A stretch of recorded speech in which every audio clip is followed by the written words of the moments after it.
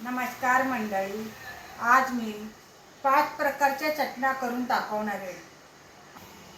हे लसूण खोबऱ्याची चटणी बनवणार आहे, हे शेंगदाण्याची चटणी बनवणार आहे, हे तिळाची चटणी, ही जवसाची चटणी, हा कढीपत्ता।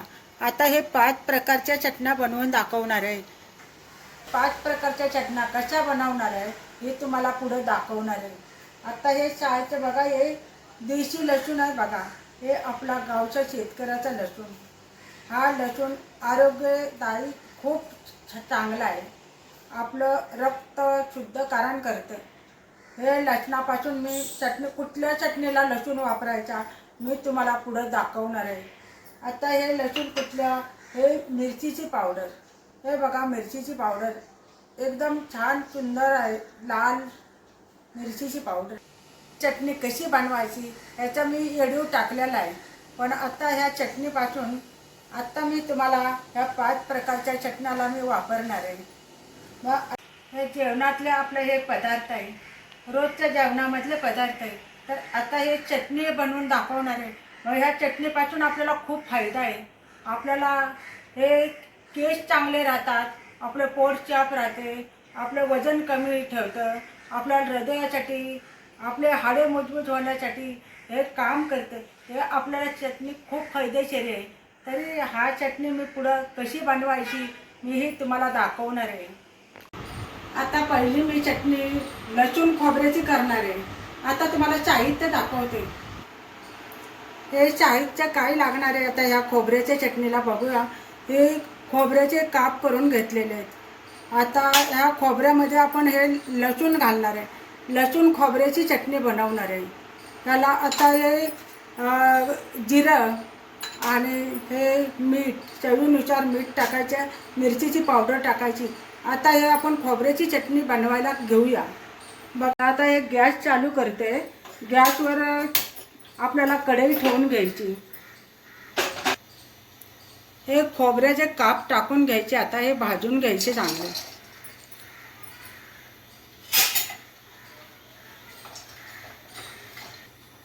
हे हलवत राहायचे आपण चांगले लाल खोबरं भाजेपर्यंत, म्हणजे हे आपली खमंग चटणी होते। चांगलं भाजून घ्यायचे, लाल कलर आला की आपण भाजलं म्हणून समजायचे। खोबरं भाजत आलेलं आहे, आपण थोडंसं तेल टाकून घ्यायचं, म्हणजे याला खोबऱ्याला कलर येतो लाल। हे खोबरं भाजत आलेले, आता वास येतो या खोबऱ्याचा। हे खोबरं भाजत आलेले, आता लाल लाल व्हायला लागले। आता खोबरं, आपण हे खोबरं भाजलं की थंड व्हायला आपण काढून ठेवायचं। बघा तर खोबरं जास्त काळं पण नाही करायचं। हे खोबऱ्याचा आता खमंग वास यायला लागला आहे। आपण हे 10 मिनटं 15 मिनटं लागते हे थंड व्हायला। हे खोबरं आपण काढून थंड व्हायला ठेवायचं।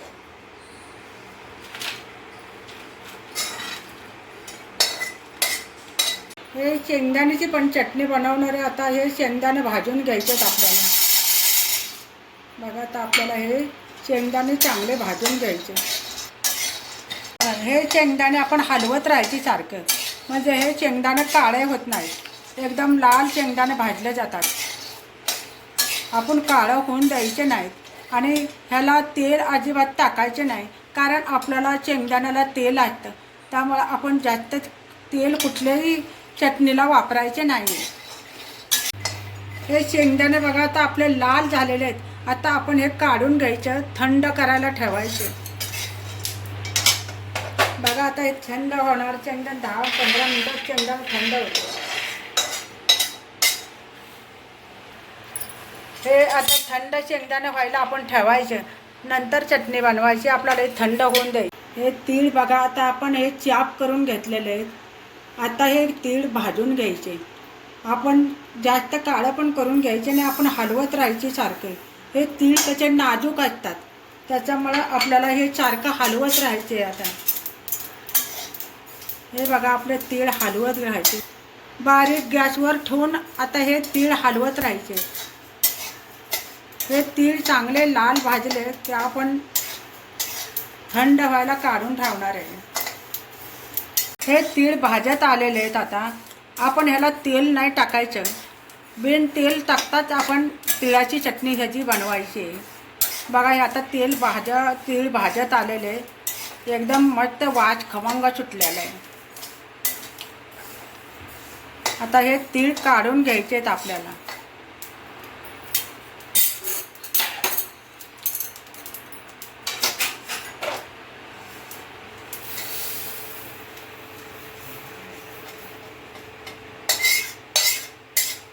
तीळ थंड व्हायला आता आपण 10 ते 15 मिनटं लागतात थंड होऊन द्यायचे आहेत. आता हे आपण थंड होण्यासाठी आपण ठेवणार आहे. हे जवस आहे, हे चाप करून घेतलेले सगळे. आता हे जवस आपण भाजून घ्यायचे, ह्याला तेल टाकायचे नाही, आपण नुसते भाजून घ्यायचे. हे आता हलवत राहायचे. हे खूप नाजूक असते, त्याच्यामुळे लगेच काळे होतात. म्हणून आपण एकदम बारीक गॅसवर, मध्यम गॅसवर ठेवायचं आणि हलवत राहायचं. हे जवस भाजत आलेलं, हे भाजलेलं आहे. आता खूप वास छान यायला लागला आहे. आता आपण हे काढून घ्यायचं आहे. आता आपण काढून घेणार आहे.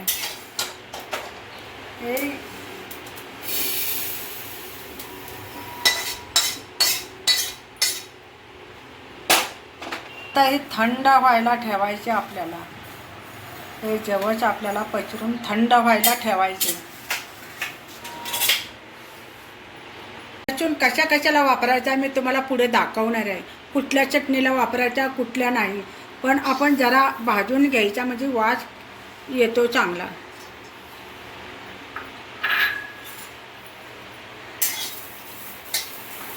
हे हलवत राहायचं, जरा गरम करून घ्यायचा जरा लसूण.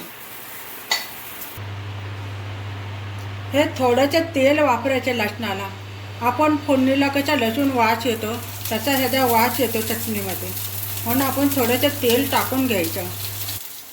हे आता हलवत राहायचं आणि आपण लगेच काढून घ्यायचं. ह्याला लाल करायची गरज नाही आहे.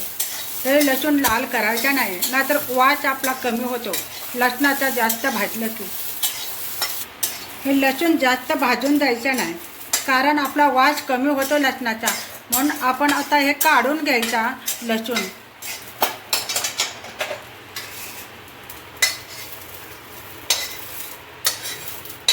जास्त भाजायचं नाही आपल्याला लसूण. हे लसूण आता आपण हे पण थंड व्हायला ठेवायचा. हे बघा कढीपत्ता आहे. हे कढीपत्ता आपल्याला गरम करायचा आहे, चांगला हलवायचा. जास्त कुरकुरीत करायचं नाही. जास्त कुरकुरीत केलं की ह्याच्यात जीवनसत्व कमी होतं आणि ह्याचा वास कमी होतो, म्हणून जास्त पण भाजायचं नाही आपल्याला. बघा हे कढीपत्ता आपण गरम करून घ्यायचा.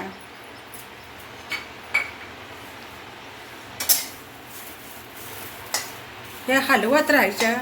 जरा एकदम थोडासा कुरकुरीत झाला की काढून घ्यायचा. जास्त कुरकुरीत केलं की ह्याचा वास कमी होतो. हे कढीपत्ता सारखा हलवत राहायचं आपल्याला, कारण जास्त कुरकुरीत होऊ द्यायचं नाही. आपण हे धुल्याला आहे, त्याच्यामुळं पाणी सुकण्यामुळं आपण गरम करतो या. कारण पाणी ह्याचं चुकलं सगळं तर आपण काढून घ्यायचं आहे, कारण जास्त भाजलं की वास राहत नाही आहे. बघा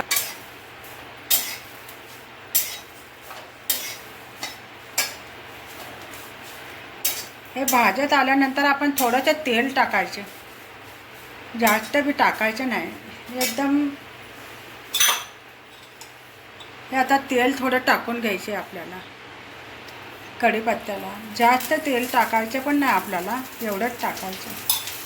आता आपण घ्यायचा कढीपत्ता चांगला, सगळीकडे तेल लागलं पाहिजे ह्याला कढीपत्त्याला.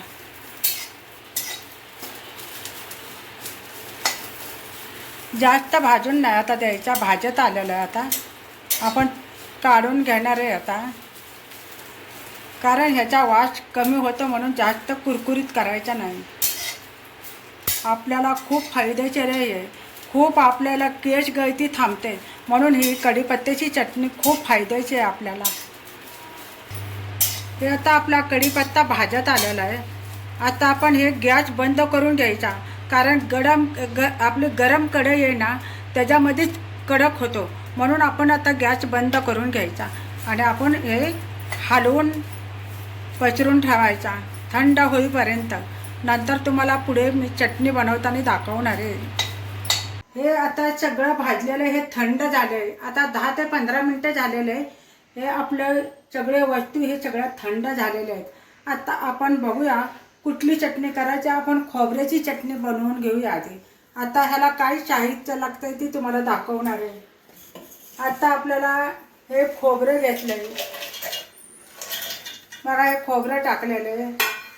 आता आपण ह्याला लसूण टाकू शकतो. तर ह्याला लसूण भरपूर चालतो ह्याला. आणि ह्याला मिरची पावडर टाकायची बघा. आपल्याला जेवढी तिखट पाहिजे तेवढी टाकू शकतो, कारण शेतकऱ्यांना जास्त तिखट लागते आणि काही लोकांना कमी लागते, तर आपण कमीच टाकणार आहे.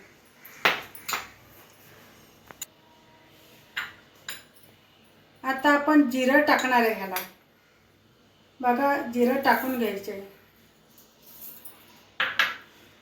चवीनुसार मीठ टाकून घ्यायचे. जेवढे आपलं प्रमाण चवीसाठी लागतं तेवढंच आपण टाकू शकतो.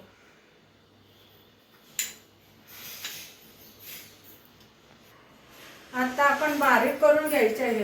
हे बारीक करून घेतल्यानंतर तुम्हाला दाखवणार आहे.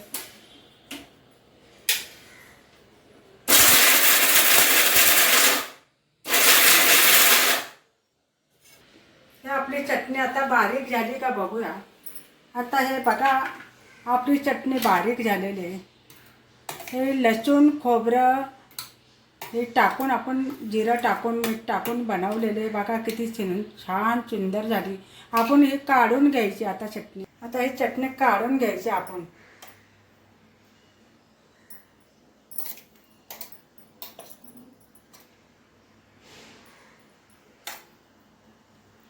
किती छान वास येतो भाजल्यामुळं. ह्या चटणीचे खूप छान झालेले आहे.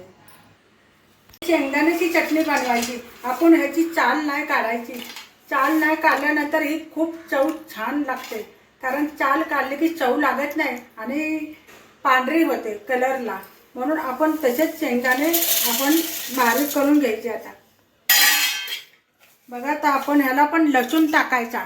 खूप चव छान येते.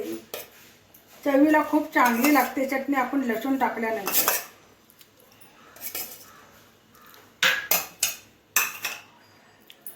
ह्याला जिरं टाकायचं. आता आपण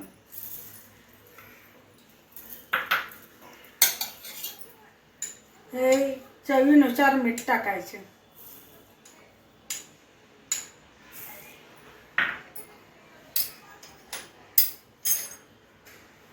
आपण हे मिरचीची पावडर आपल्याला जेवढी पाहिजे तेवढी टाकू शकतो.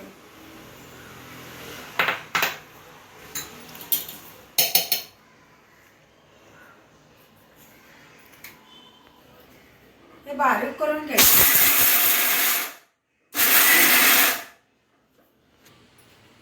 हे बघा आता ही चटणी तयार झालेली आहे शेंगदाण्याची. आता काढून घ्यायची.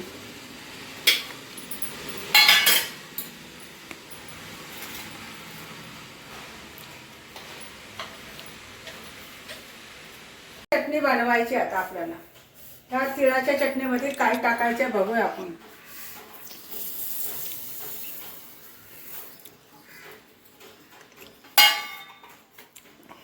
आपल्याला ह्या तिळाच्या चटणीमध्ये आपल्याला लसूण टाकायचा नाही आहे. आपल्याला फक्त मिरची पावडर किती टाकायची बघूया आपण. हे जास्त टाकायची नाही आहे. आता ह्याला जिरं टाकायचं मात्र थोडंसं, जास्त पण नाही टाकायचं. आपण चवीनुसार मीठ टाकायचं.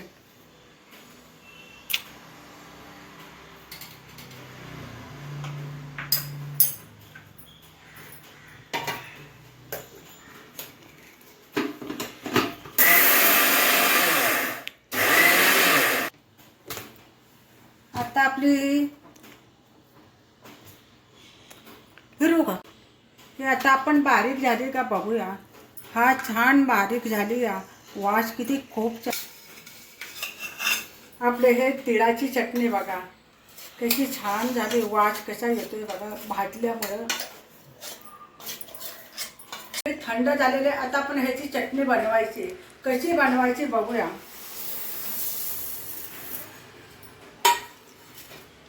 ह्याला आपल्याला लसूण टाकायचा नाहीये. आपण फक्त मिरची पावडर टाकायची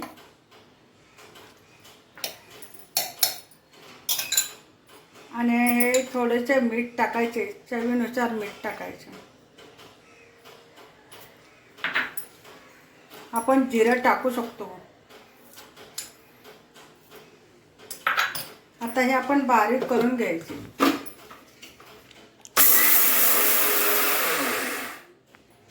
आता आपली ही चटणी तयार झाली बघा. जवसाची किती बारीक झाली. वास तर खूप, भांडा काढल्यानंतर बघा किती वास यायला लागलाय. हे बघा आपण काढून घ्यायची आता ही चटणी. हे थंड झालाय. हा कढीपत्ता आता कुरकुरीत झालेला. थंड झाल्यानंतर आता आपण ह्याची चटणी बनवून घ्यायची. बघा आता आपण कशी बनवायची ती बघूया. आता ह्याच्यात काय काय टाकायचे तुम्हाला मी सगळं सांगते. हे का ह्याच्यात थोडंसं खोबरं, थोडंसं तीळ आहे, थोडं शेंगदाणे आहे आणि आता जिरं टाकायचे थोडं. बघा हे सगळं आपण थोडं थोडं टाकलं आहे त्यातलं. हे आपण 5 प्रकारच्या चटण्या करण्यासाठी घेतलेलं त्यातलं थोडं थोडं सगळं ह्याच्यात टाकू शकतो. कारण त्याची पावडर थोडीशी होते. मग जास्ती पावडर होण्यासाठी आपण थोडे शेंगदाणे, थोडं खोबरं, थोडं तीळ, थोडं जवळ. आता आपण ह्याच्यात थोडंसं आपण जिरं टाकून घ्यायचं आणि ह्याच्यात मिरचीची पावडर टाकायची.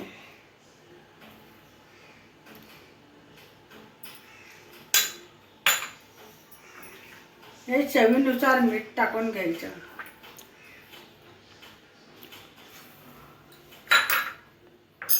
आता ह्याला लसूण टाकायचं नाहीये.